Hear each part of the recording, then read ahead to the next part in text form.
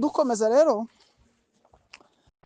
Bartimayo rero nubwo byose yasaga n'utabifite ariko nanone ngo yari yarasigaranye amaso aho yari yasigaranye amatwi aho nanone nubwo atari afite amaso kandi atari afite amafaranga ariko yumvise Yesu. Muri uyu mugoroba ndakwifuriza kumva Yesu mu izina rya Yesu.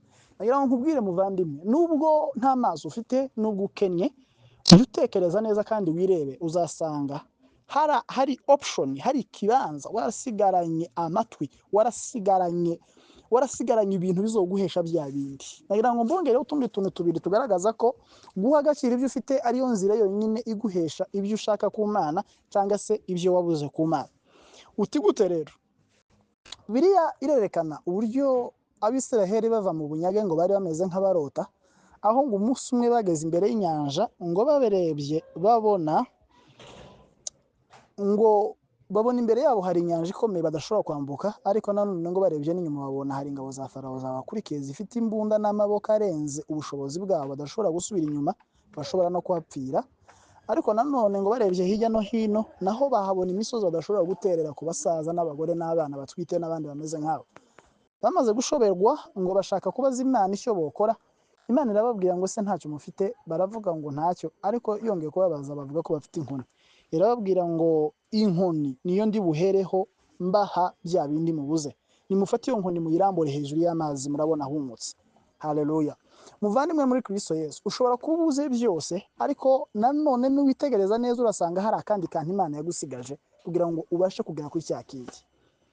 Cyo ni cyambere rero umuntu ashobora gukora, ni uguha agaciro ibyo usangana. Mose nubwo byose bari bimaze kumushobera, imbere yiwe hari inyanja, inyuma hari abasirikare, hirya no hino hari imisozi, yasanze asigaranye inkoni mu maboko. Imana irayikoresha, imuheza, imwambutsa, imugeza ahantu yagombaga kugera.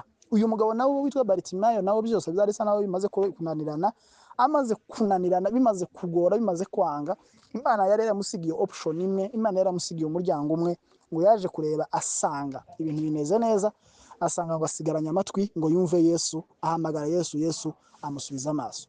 Ni wireba nawe nukuri hari ikintu ufite mu ntoki, hari ikintu ufite mu bitekerezo, uwo mwanya ufite wonyine aho kugenda uwica nabi, wo usengamo, wo usoma ijambo ry'Imana bigakunda kandi bikagenda neza. Umuntu wa gatatu werekana ko icyo umuntu afite, iyo umuntu agiye agaciro bimuheza ibyo agura kandi ashaka.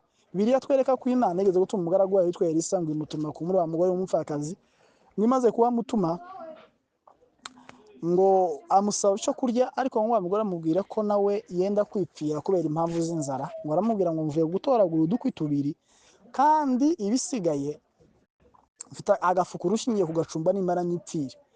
Uwiteka amutumaho umuhanuzi usa n'ufite inzara irenze iyo bafite, ariko mukuru uyu muhanuzi ntabwo yari afite inzara irenze inzara bari bafite, ahubwo yari yazanywe no kumurira inzara, yari yamuzanye no kumurira imani nke yakwizera guke kugira ngo amusigire ubuzima buhambaye.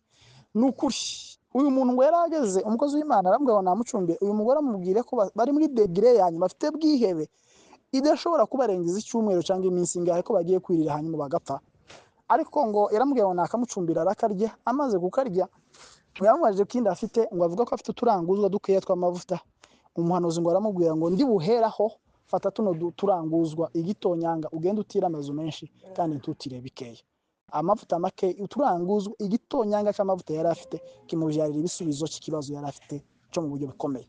Nawe nuheza agaciro icyo ufite bizogukingura umuryango. Cya kabiri umuntu yakora asa n'uwabuze icyo akora, ni ukugira ikiguzi utanga. Ubuzima bwa Bartimayo nibwo turi kwiga. Icya mbere ngo ya developye amatwi yiwe, ahamagara Yesu kugira ngo Yesu amusubize, ariko nanone ngo yambuye n'umwitero we ngo aganaho Yesu ari. Ikintu cya kabiri wakora kugira ngo wabuze icyo ukora, ni ukugira ikiguzi utanga, ni payer le prix, ni ukugira ikiguzi kanaka utanga. Bavandimwe muri Kristo Yesu, muri ubu buzima nta kintu na kimwe uzageraho niba nta kiguzi, niba nta sacrifice wenda gutanga. Ntushobora kuba umuvugabutumwa ukomeye niba uhora mu rugambo kandi ukagambana n'abantu uzabwiriza hejuru yo kureka urugambo. Ntushobora kuzaba umunyamavuta niba uhora ku gatorero, igihe abanyamavuta bose n'abashaka kubaho ubuzima bwa impact mu isi bahora bakunda ibitabo, bakunda ijambo ry'Imana, bakunda gutegera abavuga ubutumwa no kurasoma, bakunda gushyira ijambo ry'Imana mu bikorwa, kandi bahora mu masengesho y'amafungo n'ibindi bikorwa bimeze nk'ibyo. Niba ukeneye kuzaba umuvugabutumwa, niba ukeneye kuzaba umukire, genda ucuruza ukomere, genda urare. Nta muntu n'umwe urigera abona zahabu hano hasi, keretse ibihugu bimwe na bimwe bikungahaye cyane, ariko kenshi zahabu ziba mu kuzimu, ni ugucukura. Niba ukeneye rero kuzagira ikintu gikomeye, niba ukeneye kumekinga difference hagati y'abandi, ugende ukore ibyo wakabaga, uwo mwanya uza ugenda utakaza, ugenda wicara ku gatorero, si ngombwa, ahubwo ugomba guha agaciro ibyo usanga. Ugomba kwemera gutanga ikiguzi. Ukeneye ubwenge, genda uje kwiga. Ukeneye icyubahiro, genda ugishakishe, ukora neza, ubana n'abandi bose. Mwakoze cyane, mwari kumwe n'umushumba Pastor Noah.